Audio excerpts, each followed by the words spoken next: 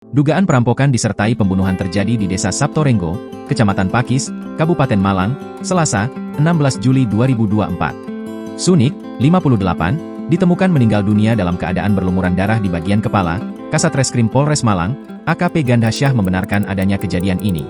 Sebelumnya, ia mendapatkan laporan adanya seorang wanita yang ditemukan meninggal dunia di dalam rumah. Setelah kami lakukan olah TKP, benar ada seorang wanita meninggal dunia. Diperkirakan usia 58 tahun dengan luka di kepala, kata Gandha, Selasa, 16 Juli 2024, malam.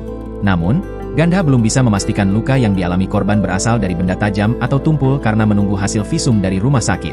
Dijelaskan Gandha, peristiwa ini bermula dari suami korban pulang ke rumah kaget melihat kondisi Sunik sudah berlumuran darah. Sampai di rumah, istrinya digoyang-goyang tapi gak bergerak. Kemudian dilihat banyak darah di kasur. Yang bersangkutan langsung berteriak minta tolong ke tetangga, urainya. Atas kejadian ini, polisi telah memeriksa 6 orang saksi, meliputi tetangga, keluarga, dan majikan korban.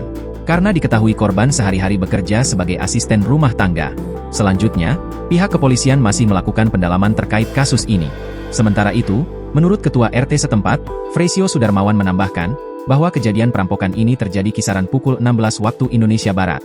Kala itu, Juwanto, suami Sunik, pulang dari kerja dan syok melihat kondisi istrinya sudah tidak bernyawa. Suaminya histeris kemudian tetangga datang.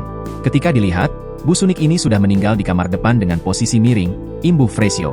Ia mengatakan, di dalam kamar ditemukannya Sunik, terlihat ada bercak darah di tembok dan kasur.